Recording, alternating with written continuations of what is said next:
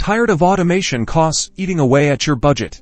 Today, we're unlocking the secrets to hosting N8n on AWS absolutely free. First, you'll need an AWS account sign-up if you haven't already, making sure you are eligible for the AWS free tier.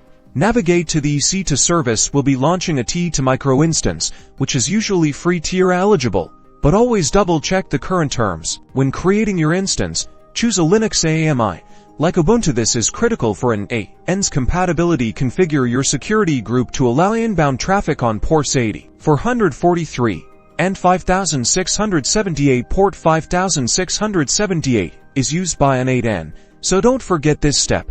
Now, connect to your EC2 instance using SSH. You will need to use the private key you downloaded during instance creation. Once connected, install N8n using npm. You can find the exact commands in the official N8n documentation or the description below. For a secure setup, configure nginx as a reverse proxy. This will handle SSL termination and route traffic to your N8n instance. Again, the configuration details are in the description. Finally, access your N8n instance through your EC2 instance's public IP or domain name. You should now have a fully functional N8n instance running on AWS, completely free, within the free tier limits.